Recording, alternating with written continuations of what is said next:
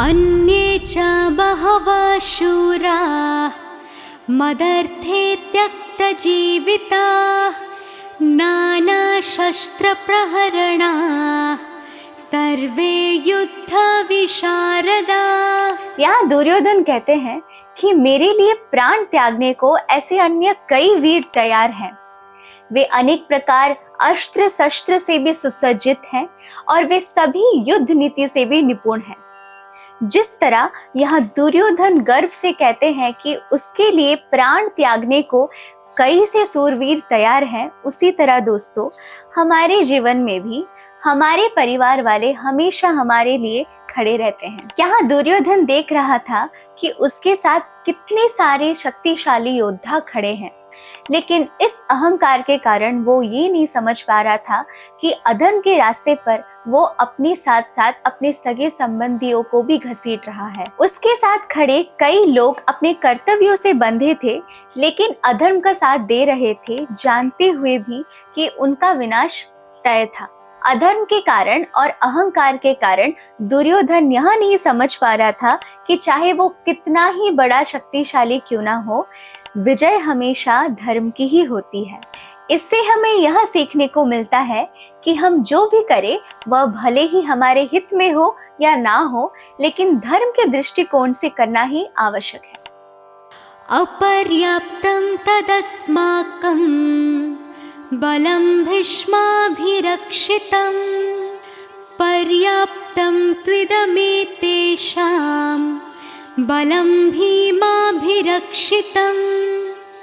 यहाँ दुर्योधन गर्व और अहंकार से कहते हैं कि हमारी शक्ति असीमित है और हम सब महान सेना नायक भीष्म पितामह के नेतृत्व में पूरी तरह से संरक्षित हैं, जबकि पांडवों की सेना की शक्ति भीम द्वारा रक्षित होने के पश्चात भी सीमित है। दोस्तों इस श्लोक से हमें यह सीखने को मिलता है कि हमें अपने विपक्षियों को कभी भी छोटा या कमजोर नहीं समझना चाहिए। हाँ, कॉन्फिडेंस तो जरूरी है, लेकिन ओवर कॉन्फिडेंस नहीं होना चाहिए।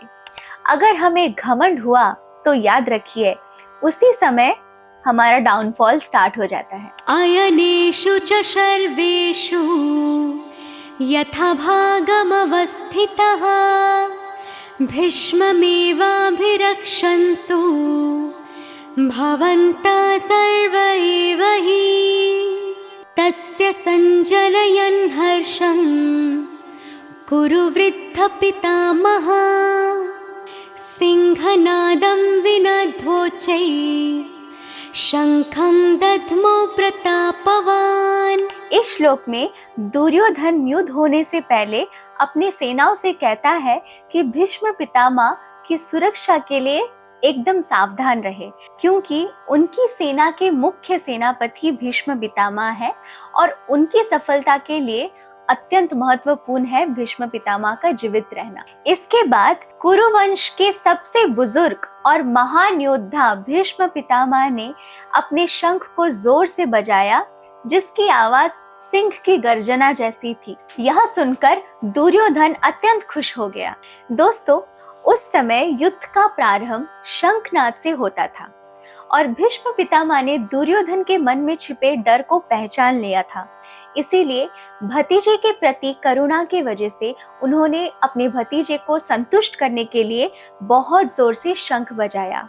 हालांकि उन्हें पता था कि पांडवों के सेना में भगवान श्री कृष्ण होते हुए दुर्योधन की जीत होना असंभव है। फिर भी भीष्म पितामह यह दिखाना चाहते थे कि अपने युद्ध के कर्तव्यों को पूरी तरह से निभाएंगे और कोई भी ढिलाई नहीं बरतेंगे। ततः शंखाश्च वैर्यश्च पणवानकगोमुखाः सहसैवाभ्यहन्यन्त सशब्दस्तु मूलोऽभवत्। इसके पश्चात दोस्तों शंख, नगाड़े, बिगुल तथा सिंह अचानक एक साथ बजने लगे और मानिए उसका संवेद स्वर एकदम भयंकर था।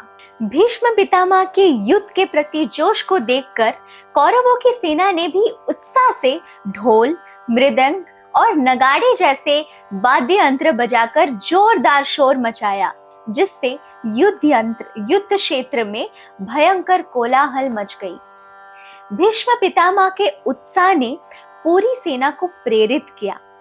गीता यह भी सिखाती है कि एक नेता के कार्यों का प्रभाव दूसरों पर पड़ता है, इसीलिए हमें अपने जीवन में सकारात्मक मतलब पॉजिटिव वाइब्स और उदाहरण से नेतृत्व करना चाहिए, जिससे हमारे आसपास के लोग भी प्रेरित होंगे। So always remember, keep positive thinking always.